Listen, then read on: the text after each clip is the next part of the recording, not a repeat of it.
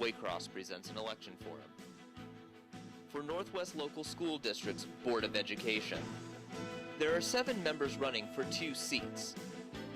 They are, in alphabetical order, Dexter Carpenter, Jim Detzel, Bob Engel, Elaine Gauck, Ryan Manring, Bev Spellmeyer, and Dan Unger.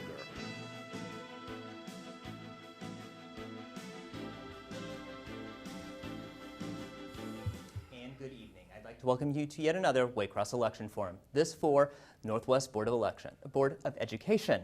I'm Jason Grzgorek, Waycross Community Media's Government Access Coordinator, giving you the opportunity to speak with those running. Of the 7 tonight, I am very fortunate to have 4 with us. Mr. Dexter Carpenter, Mr. Jim Detzel, Mr. Bob Engel, and Mr. Dan Unger. Ms. Bev Spellmeyer has recorded a 2-minute opening statement. She will be joining with that 2-minute opening statement during our opening statements. Unfortunately, Elaine Gauck and Mr. Manring will not be able to join us. They both have received a certified letter. Mr. Manring did not return his certified letter, but Ms. Elaine Gauck, unfortunately, is under the weather tonight. So, a little bit of the rules of the road before we get going. I'm going to offer 2-minute opening statements to our constituents here this evening. From that point, we will open our phone lines and email to you, the voting audience at home. We will give those rules once we get started, but first, a 2-minute opening statement starting with Mr. Carpenter. Mr. Carpenter, 2 minutes to you. Hey, thank you, man, for having me here. My name is Dexter Harold Carpenter. I'm running for school board. The greatest experience I had in my life was when I was in high school. And I would like to pass that magic on. Everything that's positive about me developed when I was in high school from the teachers. I had contact with the coaches. I've spent 37 years of my life involved with kids through coaching, wrestling, tennis, and also as a competitor. I've been involved as an employee in the Northwest School District. Just recently, I work in the private sector. I've been there 10 years. And I've been very, very lucky in my experiences I've had involved with the kids. The magic that can be passed on from schools can take a young person and prepare them for the future is unmatched. And I want to be part of that process. Not only just that, but the relationship with the parents, relationships with the employees. I want to be part of that to make sure this Northwest School District reaches goals. When our levy passes, we're going to have buildings, we're going to have technology, and we've got to be ready to compete with our neighboring schools. And I want to be part of that process too, on how the funds are spent, and I want to make sure that everyone gets a fair shake and has a fair voice within our school district. Hey, thank you for having me here, and please vote for me. All right. Mr. Detzel. Thanks, Jason. My name's Jim Detzel. I'm running for school board. I'm in my 8th year on the board. I've been on the Butler Tech Board for 7 years. I am born and raised in Coleraine Township. I went to Ann Weigel Elementary, Struble Elementary, Pleasant Run Middle, and Northwest High School, graduate of 1978. I met my wife and married her. She's a Northwest grad, 1979. We have 3 daughters who went through the district and all graduated from Coleraine High School. Started my own insurance business in 1979. I chose to keep it in the community. Raised our family here. I am, excited about, running again. I also have a 1-month-old grandson who now lives in the district over by Montford Heights. So in 5 years, he'll be going to our schools. And have been a volunteer coach for 10 years. I coach cross country and track at Coleraine High School. And appreciate your vote on November 3rd. Thank you. Mr. Engel. Thank you. I'm Bob Engel. I'm running for school board this year. This will be my first shot at it. And I worked for the school district for the last 18 years as the transportation director. I also have spent most of my life in the Northwest Local School District. I'm a product of St. James School, LaSalle High School. I have 4 children. They all went to Coleraine Elementary. One son went to St. John's, and I have a daughter that graduated from Macaulay High School. I feel that I can have a lot of experience with the school district, so it'll be an easy transition for me into the board. I have a lot of ideas that I'd seen going on when I was in the school district that I feel that I can make improvements on as a board member. So I would appreciate your vote on November 3rd, and hopefully I can bring some new ideas to the board. Mr. Unger. Thank you, Jason. I'm Dan Unger. I'm a current board member, and I'm the current president of the board. I've lived in this community all my life.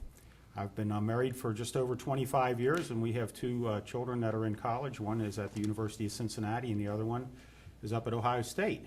I believe we've made great advances in the district during my current term. The educational environment is improved, and I think employee morale is a lot better.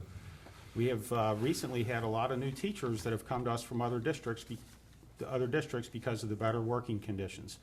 We have new vendors approaching the district for the first time in many years, as they know that this 2015 board believes in open and competitive markets. I've done the things I said I would do when I ran for this office. The big changes have occurred.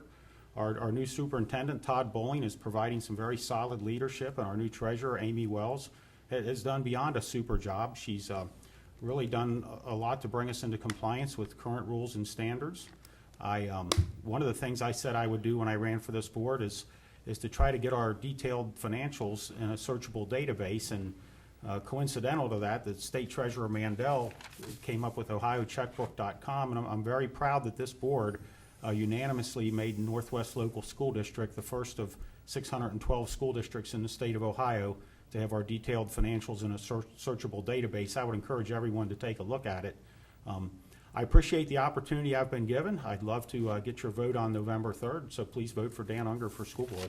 All right. Those are our four constituents here at the table here tonight. We do have one tape. That is Bev Spellmeyer, and we will give that 2-minute statement to her now.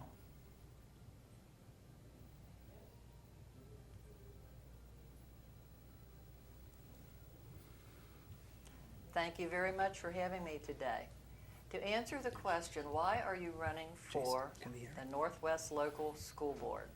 My answer is simple. I'm a retired administrative secretary of 35 years at a local school. After my retirement, I was elected to the Mount Healthy Board of Education for several years before moving to the state of Montana, where again I was involved in many school functions and activities.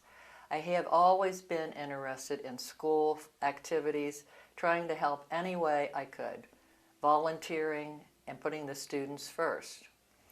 I was voted Alumnus of the Year and chosen Outstanding Citizen of the Year. We all need to concentrate on the students and not look at schools as a business. One goal of mine is to help students have a great learning experience at Northwest. After all, isn't this what we're all striving for? Another goal is to help make Northwest a blue ribbon school. My hope is to have students, parents, and neighbors show school pride, and together we can do this. I feel I have a lot to offer from past experiences, one of which, when I retired, I wrote a weekly newspaper column where I got a good insight on what people were thinking about schools, among other things. I plan to be very, very active in the community, answer all questions I can possibly answer after getting acquainted with school policies, students, parents, and so forth. I will work very hard for the school district and very hard for our neighborhoods. I'm asking for your vote on November 3rd, and also asking for you to please vote on issue 16. Thank you. All right, that is all of our candidates running that were available today. So that now opens the phone lines and the emails up to you, our voting audience at home. If you're joining us on October 5th, very simple to do. 825-3971 is our phone number. live@waycross.org is our email address. There are some very simple rules we ask. Please, no loaded questions. All questions shall be asked to everyone on the board. Second, please give the phone handler your name and part of town along with the question so that we can already prepare our guests here today. Very simple, but I'm going to start out the questions tonight. We're going to start with Jim Detzel here. Mr. Detzel, the most obvious question, you're already, of course, on the board, but it being a wide question, why run? You know, because, like I made in my opening statement, I'm born, raised in this district. When I was in high school, my senior year, we worked on the levee then that we had put up in 1978. Yeah, there was a picture of 5 of us students and one of our teachers right on the front of the Hilltop News, showing that we're out there passing out literature and trying to get the levee passed in 1978. You know, my kids went through the district. You know, they got a great education. They all went to college.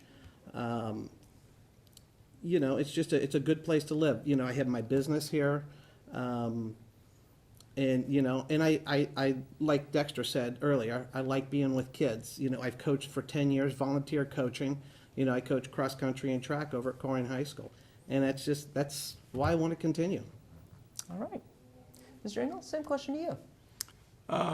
I was actually, when I retired, I actually received a T-shirt that said Robert Engel for school board as a kind of a joke. But the more that time went on, the more that became a reality, that it was something I wanted to do, that I did want to be still involved in the school district.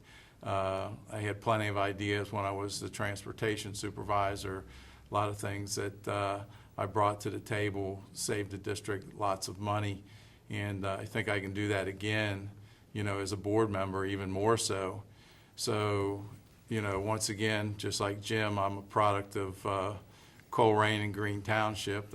When I was younger, I lived in Green Township over in White Oak, and then built my house out off of Dry Ridge Road. So I've been in the district most of my life, and you know, have a lot of neighbors and a lot of community members that wanted to see me run. Obviously, the school district drives your property values, and they want somebody on the board that they know. So, Mr. Unger? Thanks, Jason. Why run? In the big picture of things, I would like to see the kids that live in our district, whether they go to the parochial schools or the public schools, I'd like to see them turn out to be better and better people as each generation goes by. I'd like to see them turn out to be better people than the 4 of us. My wife and I have been married for 25 years, and I mentioned we have 2 children in college. We hosted a sort of a foster kid for the last 4 years. We hosted an exchange student for a year. I look at these kids, and I just really hope that they have better opportunities than we do, and through that, and a financial interest in what was going on with the schools. I ran for the first time, and I was successful in 2007. I ran in '95 and wasn't successful at the time as a 33-year-old, but I truly believe we have a lot of really good things going on in the district. I want to be a part of that. I think during my term, especially the last couple of years, we've got a lot done. We are at a point where we're about to let a higher millage tax rate expire and come in with a lower millage rate. It's really the first time since 1979 that the property tax rates could actually go down in real dollars. Great. Let's take. I'm sorry. Was that the end of my time? No, you still have 30 seconds to go. Okay. Yeah, and I would like to see leave the place in better condition than the day I got there. So that's why I'm running for school board. I greatly apologize for the technical glitch. Sure. We won't let it happen again. Mr. Carpenter, same question as well. No, I've been married for 23 years, and my wife and I have spent most of our time in Northwest School District. I was originally drawn here because they hired me as their wrestling coach, and then later on tennis coach, where I've been coach of the year. The interaction with the young people let me know that people have to be responsible for people. Now, I can't afford to leave the school district. So the better our schools are, that's why I really think we have to increase the better buildings, the better technology, so people are not leaving our school district, and that's going on. I want to make sure that everybody has a voice. I want to make sure that everyone feels a part of and don't feel accepted from the district. If we don't make our schools better, people are going to leave this district, and we're going to be dead in the water. Now, diversity-wise, I feel that we need to show diversity within the school board. And I think in diversity within our schools, we have to be prepared to go to that next level. And part of that magic has to be that we all get involved in that philosophy. That's the reason I'm running. That's the reason I'm here. I think the people magic of it is more important than anything. Mr. Engel, next question. Just gonna get the elephant out of the room right away. We're gonna talk about levy. And Okay. first start, your feelings and thoughts of the upcoming levy. Obviously, we've been down this road a few times before. It's a make or break kind of situation. Where do you stand, and where do you see the future of were this to pass? Well, I think what the board has out for a levy right now is probably one of the best win-win situations for the district and the residents of the district.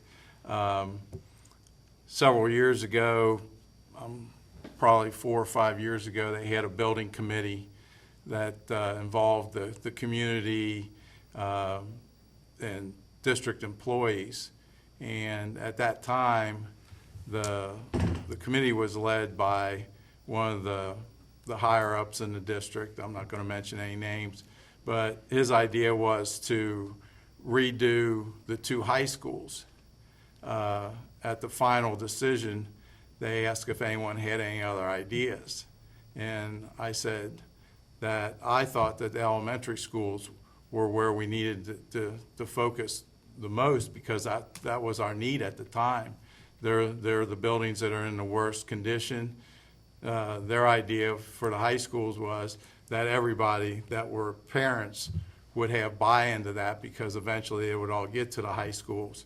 If you go with the elementaries, you got the middle school parents and the high school parents that don't see the advantage to that. They thought that they would lose votes there. But I don't really think you're going to pass a levy with strictly your own parents from your district. You need to buy in from your whole community. And my proposal was to close 7 schools and consolidate them into 3, which apparently now, 4 or 5 years later is coming to fruition. So I do believe that that's probably the best situation for the district, is to replace those older buildings that are in the worst condition, and we'll go with that. We're out of time. Okay. Thank you. Mr. Unger, same question. Thank you, Jason. I think that what's on the table right now is probably the best offering that's been out there in years. In 2010, a 4.52 mil levy was passed. It was a 5-year emergency levy.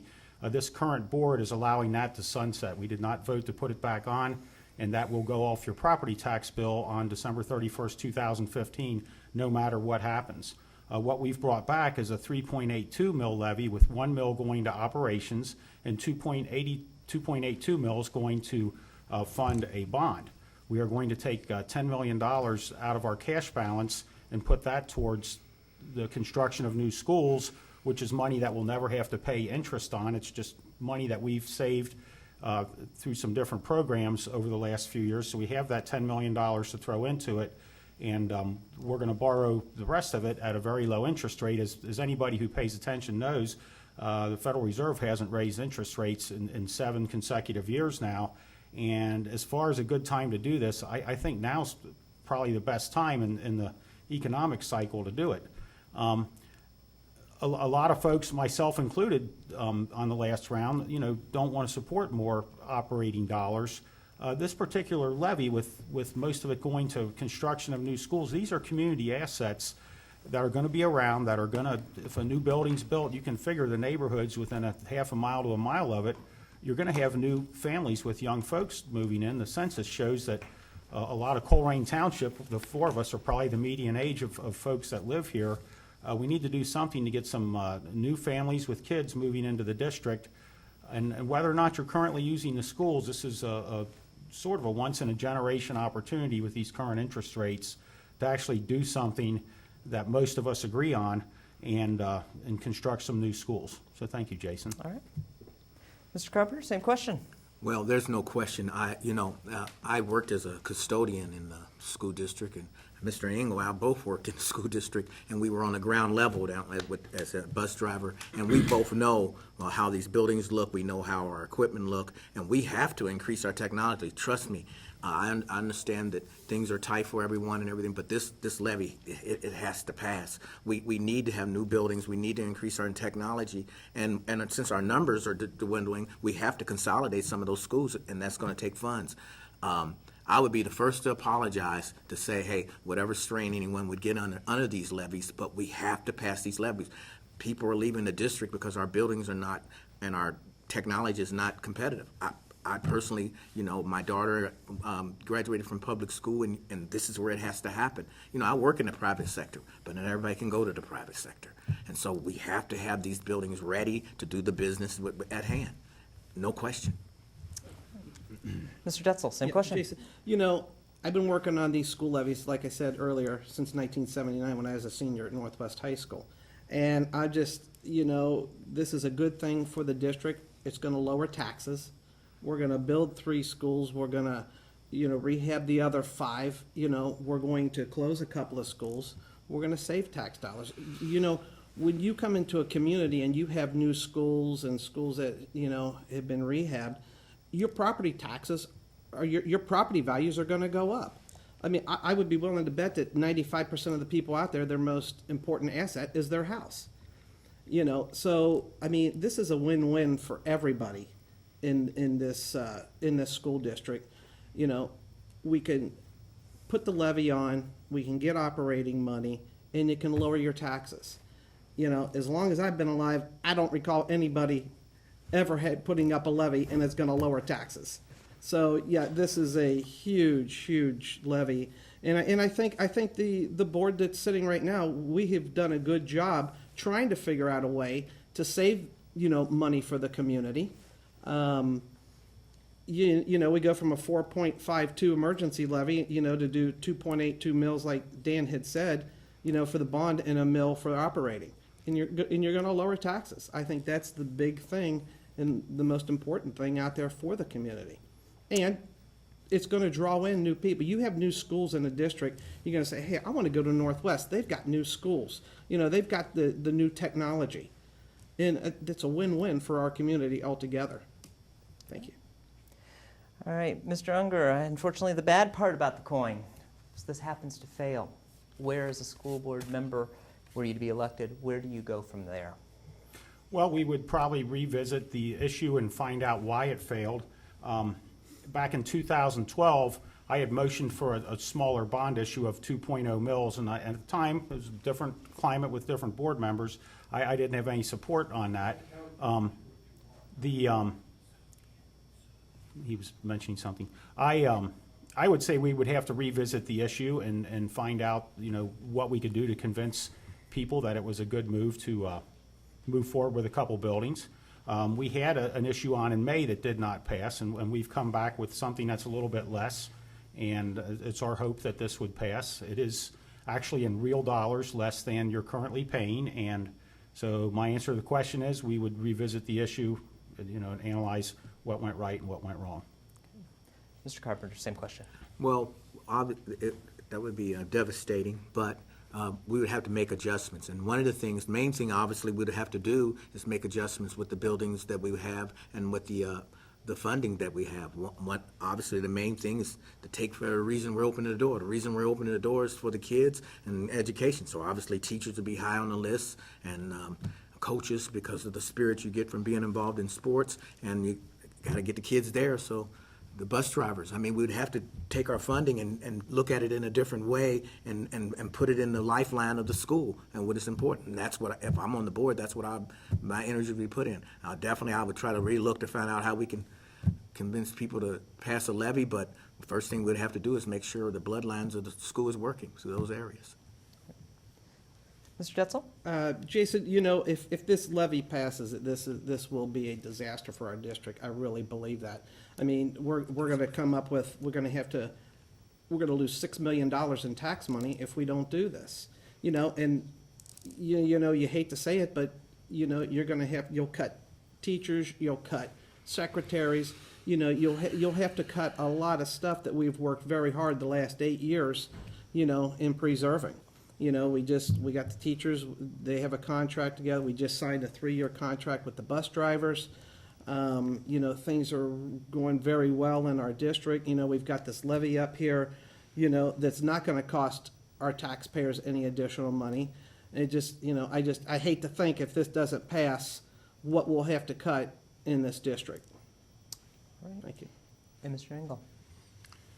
Yeah, I'd hate to see it not pass also. A lot of work has gone into putting this levy up, so it's very appealing to the taxpayers at all levels. The children of our district need these buildings and the technology that'll go into these buildings. There's a lot of cost savings tied into this, behind the scenes that only available right now, as Jim said and Dan said. If we don't take advantage of them right now, who knows what they'll be down the road, and it'll just cost additional money at another point. But yeah, if it doesn't pass, we will have to just go back and revisit and find out what it is that the voters are willing to pay for. But it needs to be done. Some of the buildings that are out there are built back in the 50s and earlier that weren't of the best construction and are in dire need of repair, and we're spending extra money every year just to keep them running and keep things going. So hopefully that the taxpayers will see that the board did work very hard on putting something out there that was palatable for them as taxpayers and lower their taxes. Thank you. I believe we have our first phone call. That's Candace from Colerain Township. Candace, are you with us? Okay, I'm sorry. Candace was experiencing some phone issues, but I do have her question here. Candace does ask, this is going to start with Mr. Carpenter. If you did or do have children, do they go to public or parochial schools within the district, Mr. Carpenter? Cool. My daughter started out in Taylor, then she went to St. Bart's, then she tested for Wanted Hills, and she made Wanted Hills. She's presently in her sophomore year in college. She got real motivated by challenging herself on education. That's one of the reasons I don't want people to find reasons to go elsewhere for their education when we can just go right down the street. It drove me crazy. Thank you. Mr. Detzel, same question. Jason, I have, me and my wife, we have 3 daughters. They all went to Pleasant Run Elementary, Pleasant Run Middle School, and they all 3 graduated from Colerain High School. And, like I said earlier, I'm a product of this school district. I got a great education. I've had my own business for 37 years, and they've all gone to college, gotten good jobs. So very pleased with this district. Mr. Engel. I have 4 children. My oldest, Shannon, went to Colerain Elementary, Colerain Middle School, graduated from Macaulay High School, attended Miami University, Cincinnati State. She has a degree in horticulture, and she got her final teaching degree from Northern Kentucky University. She's now teaching in Tampa, Florida. My oldest son, Tony, went to Colerain Elementary, Colerain Middle School, and Colerain High School. He graduated from Ohio State University. My third oldest, Robbie, went to Colerain Middle, Colerain Elementary, Colerain Middle, and Colerain High School also. Went to Cincinnati State. Actually taught some classes down at Cincinnati State after he graduated. My youngest, Eric, went to Colerain Elementary, went to St. John's Elementary through middle school, and ended up going to Colerain High School, and also went to Cincinnati State. Mr. Unger? My daughter, Kara, went to Fellowship Community Christian School for kindergarten. She went to St. James for grade school and graduated from Macaulay High School. She's currently a 4th-year student at the University of Cincinnati, of all things, studying education, and her career would be as a middle school science teacher is her goal. My son also went to Fellowship Community Christian School for kindergarten, St. James for grade school, LaSalle for high school, and he is currently at the Ohio State University on a ride, which we're very, very thankful for. And he is studying electrical engineering, and he is a musician, and he has recently made the pride of the Buckeyes, the Ohio State University Marching Band. It's very exciting to have a music student in the band, and that said, I've always been big on music programs, and I look forward to the Colerain High School Invitational, and that's coming up, and I think that's an important part of the curriculum. It's just like learning another language. So my kids both went to the schools I've described, and my wife went to UC and Green Hills High School, and I went to St. James and LaSalle myself. So it kind of covers the family. Thank you, Jason. Thank you. All right. Mr. Detzel, we're going to go to the next question. It actually is an email question from Matt from Groesbeck. He is asking a question that I was actually leading towards. He does ask, what is your stance on the Common Core that is currently affecting us? Starting again, Mr. Detzel, with you. That's a good question, Matt. You know, it's something that the state has passed and the federal government has passed, and, you know, we don't have a choice. Yes, we want to do it. No, we don't. We have to do it. It's federal law. You know, I just hope that our superintendent, our administrative staff can, you know, get a handle on it and get our teachers to buy in, get our students to buy in, you know, and go forward with the Common Core. But it's just, you know, it's kind of, yeah, either you like it or you don't like it. We don't have, you know, have a choice. We have to teach it and we have to go that way. So we're doing the best that we can, and, you know, we're going to strive forward, move ahead. Mr. Engel, same question. Yeah, like Jim said, it's not something that necessarily we have a choice about. When I was in the transportation department, they put in No Child Left Behind, which means we were chasing kids all over the county. But, you know, we didn't have a choice. We had to do it. And the same thing goes with the Common Core.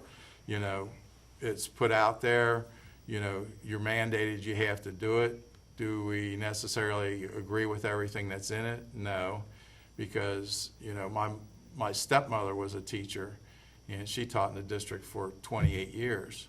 I remember her cutting numbers and letters out of sandpaper to teach special students the alphabet and how to count. So everybody learns in different fashions, in different ways, and in their own time. But, you know, once again, this is another thing that's put on the school districts. We do not have a choice, but, you know, we'll have to do what we can with it. Thank you. Mr. Unger? Thanks, Jason. I think whether it's Common Core or No Child Left Behind or the 1990s outcome-based education, I believe most federal education programs are models of inefficiency. As far as Common Core, one of my concerns about it is so much of the material, I guess, comes across as education apps that these students can pick up on their computers, and therefore the information is not all that secure and well protected. Recently, as so many people in the district have, I received a letter from Anthem on September 9th detailing that all of my family's medical information has been compromised. And people might remember that from a month ago that those letters came out. And I share those same concerns about the privacy of students. On the bright side, our district did have a book fair a few months ago. And I did pick up a middle school science book and a middle school math book and took them home. And they're part of the so-called Common Core curriculum. And I looked through them and I didn't really see anything objectionable that I thought I would find in there.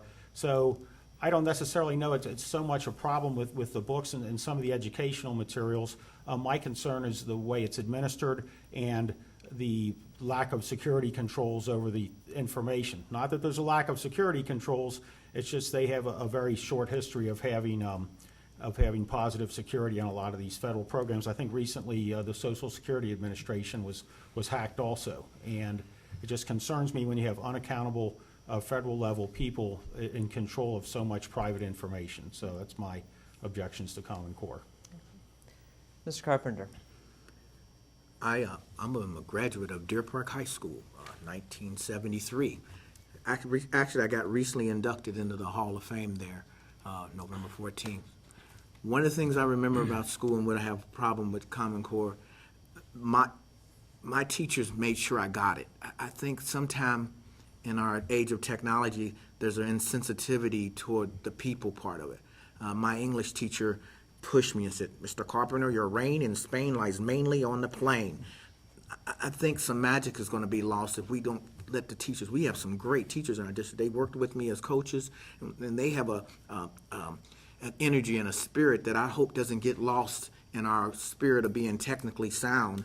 I don't want that to go away. That's my only concern. I don't want to lose that people contact in education. That's all.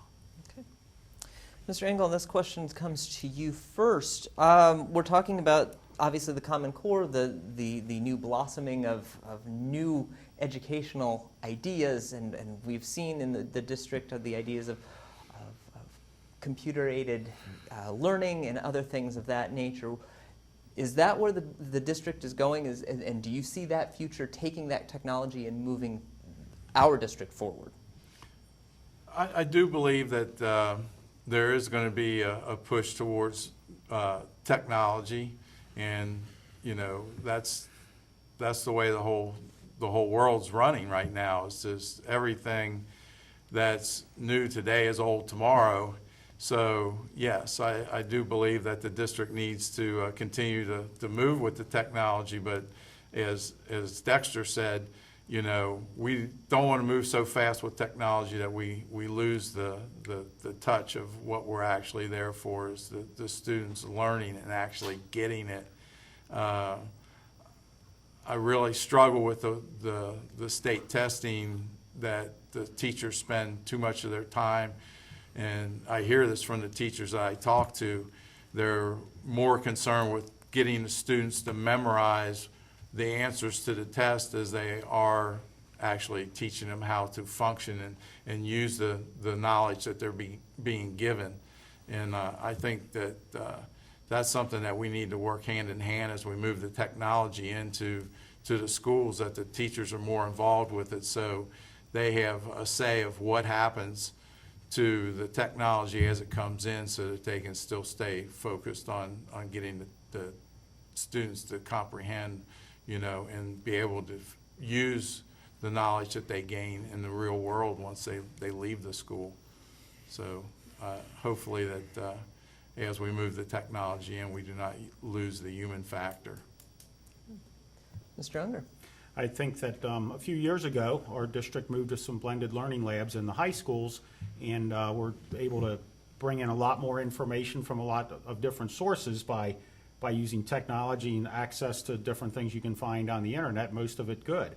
I never want to lose the human touch of having a teacher there, because I believe a teacher can look a student in the eye and tell if they actually get it or not. And that's one of my bigger concerns about the encroachment of technology. I'm kind of glad I grew up in the analog years. And that said, we have a house full of technology, and it's very difficult to keep up with the things that are required by my children. They've both gotten new laptops that I've struggled to pay for the last couple years. Ohio State requires it, UC requires it. In the parochial high schools, all the kids are required to have laptop computers now, and in the public schools, we don't necessarily have that for all the kids, and a lot of them would have to bring their own devices, so we're kind of half a step behind on that. But you do need to learn how to use technology, and you need to learn to anticipate what's coming tomorrow. It is an expensive endeavor, and we want to make sure we're trying to stay on the cutting edge, and for better or worse, that's where future employment is an understanding of technology. And so yes, the district's embarking on a lot of different technological waves, especially with the blended learning labs. I don't want to lose the human touch of a teacher being in control of a student's education rather than a computer. Mr. Carpenter. You know what I miss, sir? I remember my science teacher gave me a can and a string and hooked it to another can, and you pull it and you got to talk. I thought that was the coolest thing I ever had. Unfortunately, technology, my wife makes me carry my cell phone all over the place, and unfortunately, we have to, in the school district, keep up with technology. Kids go outside here, guys like me, dinosaurs, we'd be dead in the water.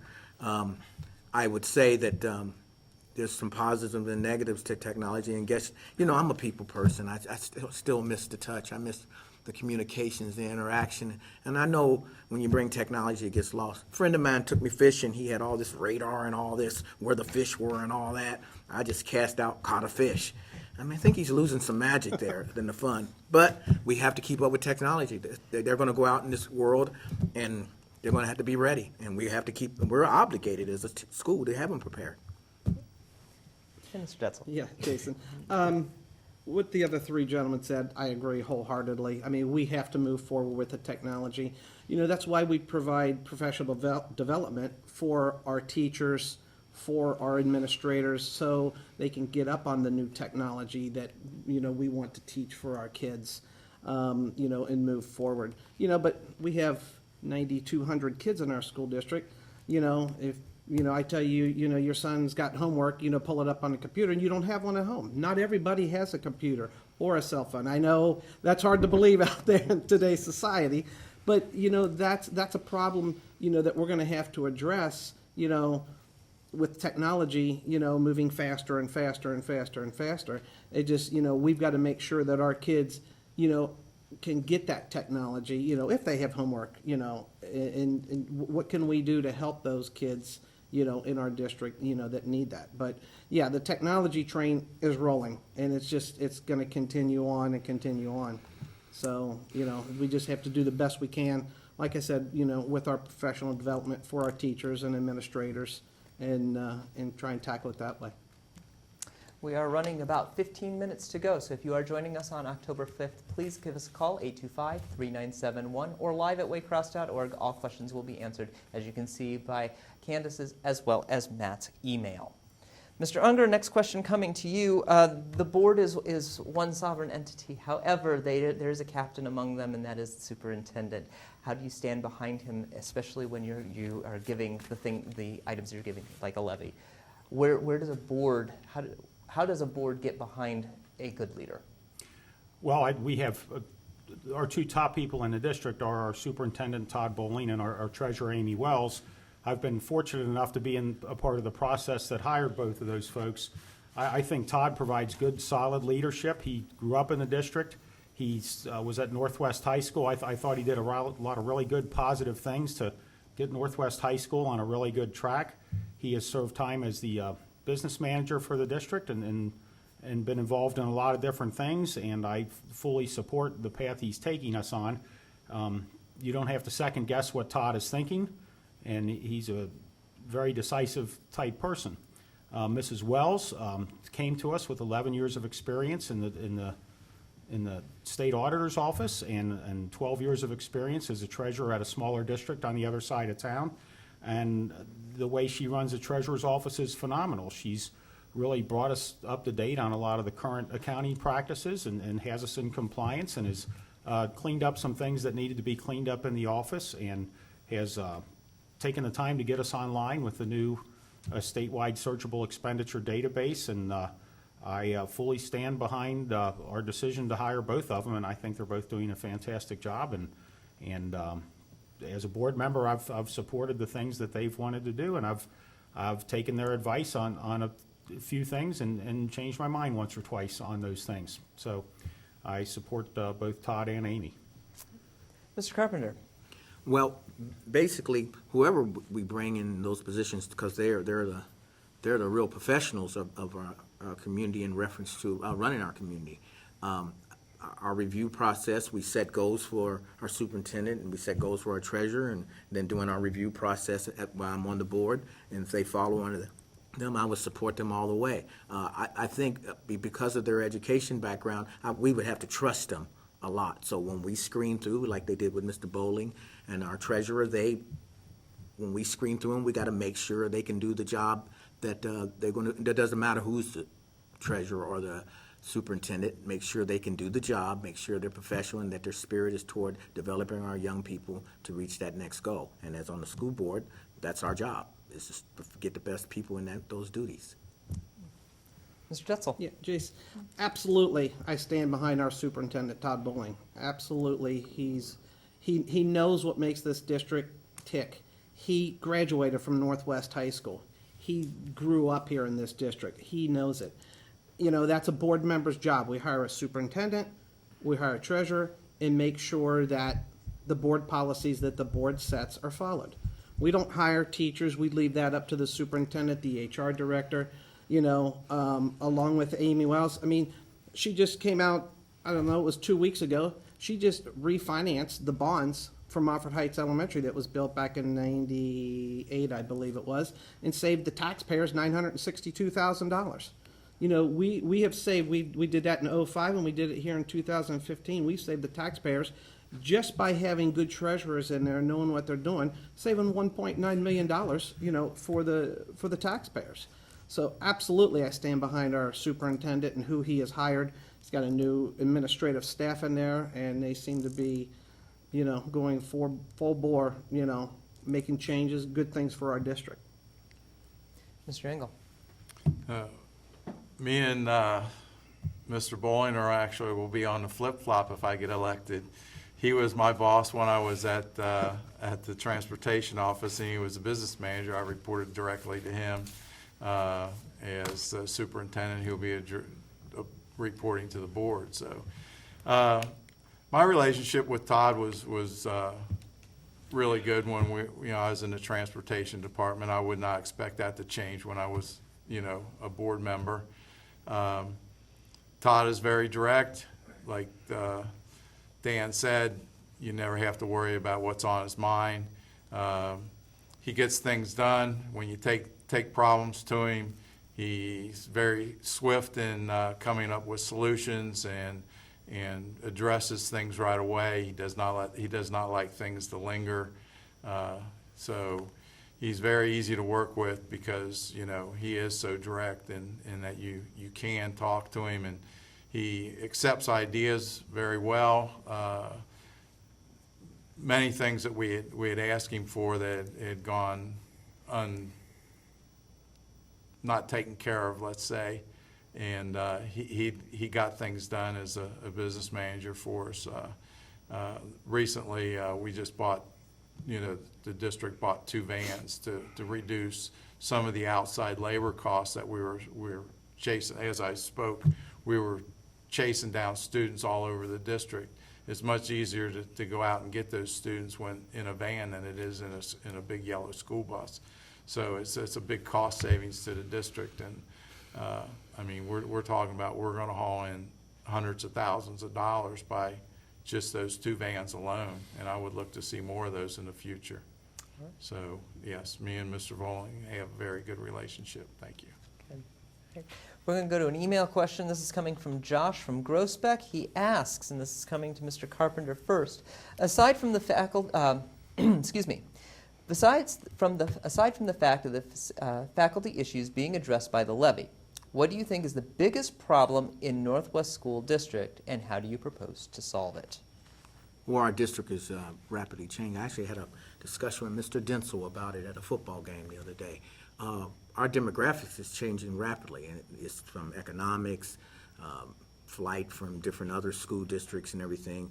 I think diversity is our problem. We just had to come out of a settlement that had a negative issue that happened at Coleraine High School. And I believe that's because we need to diversify our schools more, especially within our teaching level, which is our first level of offense or defense, depending on how you look at things. So it's very, very important that the young people today, no matter who they are, they need to see a reflection of themselves. In this case, we're talking about minorities, and they need to see a reflection of themselves in the classroom. They need to see a reflection of themselves on the playing field. We need to all come together, and we have to be prepared for that diversity, and we're really not. We're switched to 42% minorities. When I first came here to work in the school district, we were under 10%. Now we're at near 42% minorities. And now some would take out biracial, whatever, but at the end it's 42%, and we're not prepared. Our classrooms don't reflect that in the teaching. It don't reflect it on the school board, and so that's what I see one of our biggest problems is dealing with the people problem. All right. Mr. Detzel. You know, Jason, Dexter brings up a good point. You know, we had a symposium back in, I believe it was May, you know, building a culture, you know, on diversity. You know, we had 45 people show up on a 2-day event. I believe myself and Mr. Carpenter were there. And you have to try and get the community involved, you know, to get involved for that, you know, to get to the diversity. You got to have people apply for the jobs. And just it's hard to do that when we're a district, there's 22 school districts in Hamilton County, and we're ranked 18th in salary.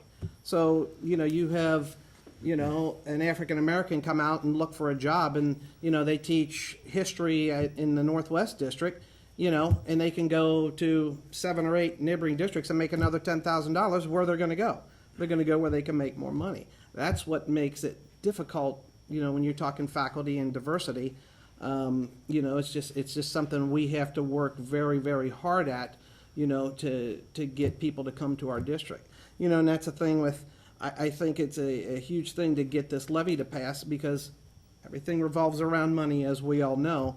And if we can get this to pass, building new schools, you'll get more, people applying to come to our district. Mr. Engel, same question to you. Yeah, I agree with Jim and Dexter that, the situation is our demographics in the district, are changing. In the transportation department, one is in there, our demographics changed quite a bit over the last probably 5 to 6 years. So we did attract, more diversity in our department. However, like Jim said, it's harder in the teaching department because the bus drivers are ranked somewhere in the middle of the salary range, and the teachers are 18th, so they're down at the bottom. So it's hard to attract everybody that you want to attract when you're at the bottom of the scale.